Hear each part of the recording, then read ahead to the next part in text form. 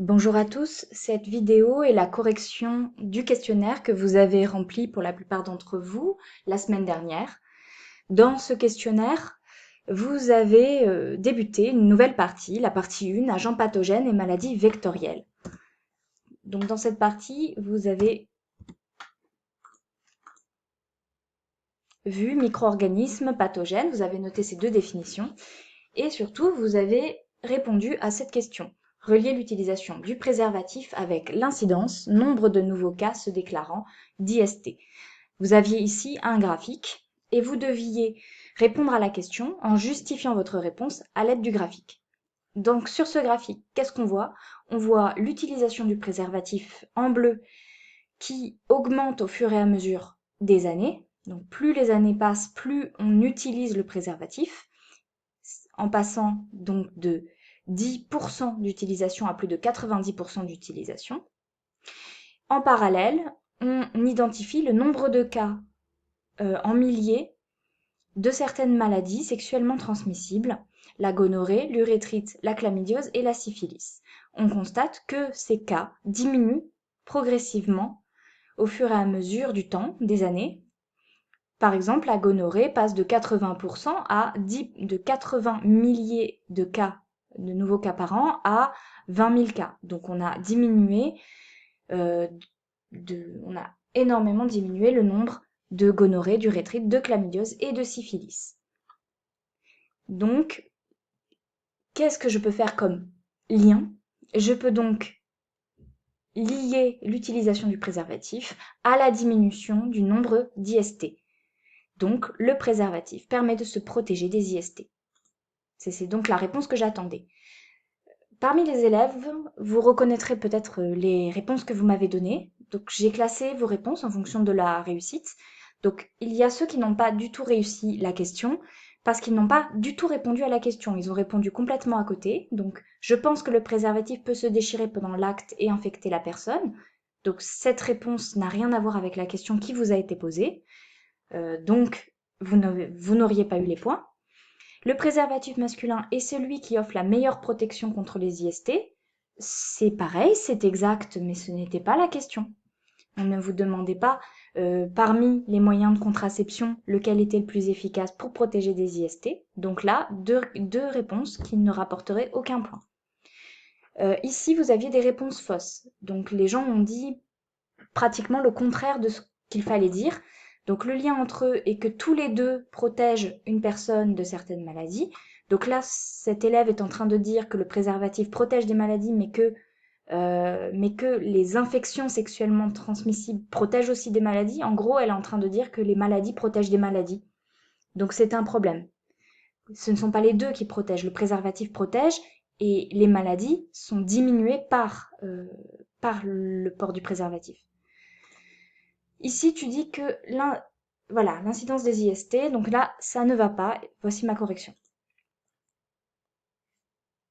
Donc, un autre exemple, ça c'est l'élève qui l'a écrit, le troisième. Si l'utilisation des préservatifs diminue, les IST augmentent, car les préservatifs sont un moyen de contraception. Donc non, les IST diminuaient. Hein. Dans le graphique, l'utilisation des préservatifs augmente et les préservatifs et les IST diminuaient, d'accord? Donc là, elles augmentent pas, c'est l'inverse. Donc voilà, c'est l'inverse. Attention, soit tu as mal lu le document, soit tu t'es trompé en t'exprimant. Ensuite, j'ai eu beaucoup de réponses. Je crois que c'est celle-là que j'ai le plus. Hein. Des réponses justes, mais les élèves, vous ne m'avez pas parlé du graphique. C'est-à-dire que vous me dites, le préservatif permet de se protéger des IST. Ok, mais comment vous l'avez déduit ça? Donc n'oubliez jamais, quand on vous donne une question avec un document, d'écrire le document avant de donner votre réponse. Surtout si c'est un graphique ou un tableau, parce qu'il faut que vous donniez des valeurs. Donc je l'ai suffisamment répété cette année, vous devez utiliser la méthode je vois, j'en déduis et je conclus. Donc là, ces réponses sont justes, mais il me manque la méthode et du coup vous n'auriez peut-être même pas eu la moyenne. Donc la moyenne, dans le meilleur des cas, peut-être même moins. Donc voilà, un exemple de réponse incomplète, c'est trop peu, j'en attendais plus. Il y aura moins de cas.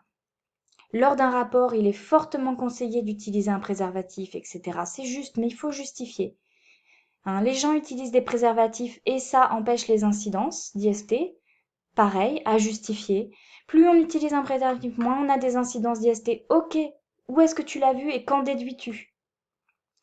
Alors, autre exemple d'erreur. Réponse basée sur les documents, mais vous oubliez de répondre à la question à la fin, ou alors vous oubliez les chiffres, ou alors la formulation est maladroite.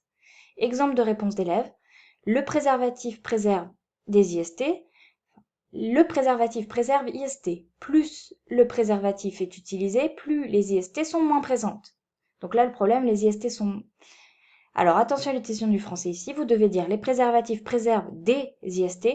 Plus le préservatif est utilisé, moins il y aura d'IST présentes. Ça, c'est plus français.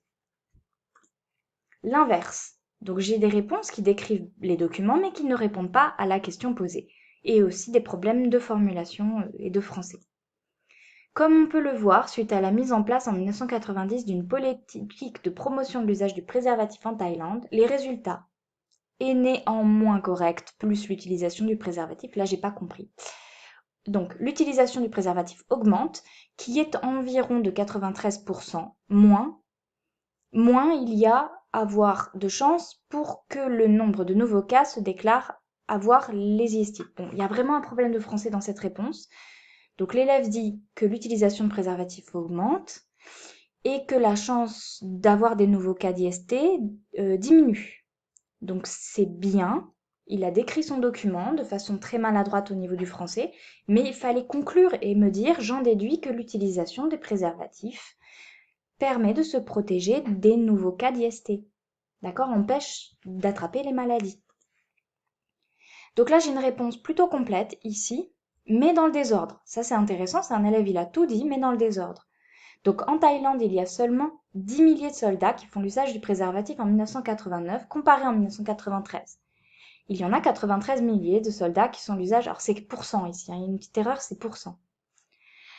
Donc le préservatif évite d'avoir des IST. Le lien entre l'utilisation du préservatif et l'individu est que plus le préservatif est utilisé, moins il y a de cas. Donc tout est un peu dans le désordre. Ici, je propose une correction. Le lien entre l'utilisation du préservatif et l'incidence d'IST est que plus le préservatif est utilisé. En Thaïlande, il y a seulement 10 milliers de soldats, etc. Donc là, je donne les chiffres. Moins il y a de cas d'IST. Pareil, là, il faudrait rajouter des chiffres dans cette parenthèse. Donc, une fois que vous avez relié l'augmentation des préservatifs, chiffres, moins de cas d'IST, chiffres, et vous déduisez, donc le préservatif évite d'avoir des IST. Donc, j'ai aussi eu une réponse parfaite. L'élève aurait eu tous les points. La voici. Je la lis une fois, ça vous servira de correction. Le préservatif est un moyen de contraception qui permet également de se protéger des IST. En effet, nous pouvons voir que lorsque l'utilisation du préservatif chez les soldats thaïlandais a augmenté, le nombre de cas ayant des IST a diminué. En 1989, seulement 10% des soldats thaïlandais utilisaient le préservatif et le nombre de cas ayant une gonorrhée était de 90 000 personnes, alors que lorsque 90% des soldats utilisaient le préservatif en 1993, environ 16 000 personnes ont été infectées de cette maladie. Donc 90 000, 16 000, vous voyez la comparaison.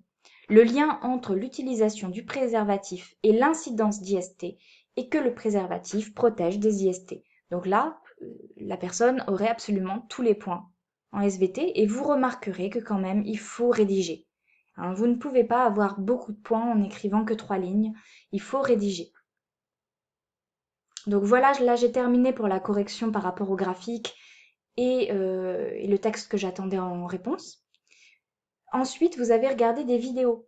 Vous savez, des vidéos sur le paludisme et sur le VIH. Sur le VIH et le sida, vous avez fait de très bonnes réponses.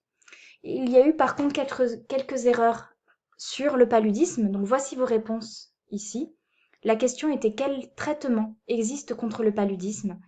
Et donc là, il y a eu des bonnes réponses, mais il y a ici une mauvaise réponse qui a été un petit peu trop donnée. C'était le vaccin. Alors c'est un peu un piège, donc c'est pour ça aussi que je le signale, comme ça c'est un piège dans lequel vous ne tomberez plus. Le vaccin n'est pas un traitement contre le paludisme. Le vaccin est un moyen de prévention.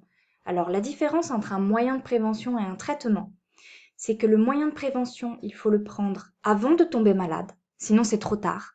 Alors que le traitement, c'est l'inverse. On le prend quand on est malade et on le prend pas quand on n'est pas malade, on le prend que quand on est malade. Donc ici, la quinine et l'ACT, ce sont des traitements que l'on prend si on a le paludisme. Le vaccin, on le prend si on n'a pas encore le paludisme. Si on a le paludisme, c'est trop tard. Vous ne prendrez pas le vaccin.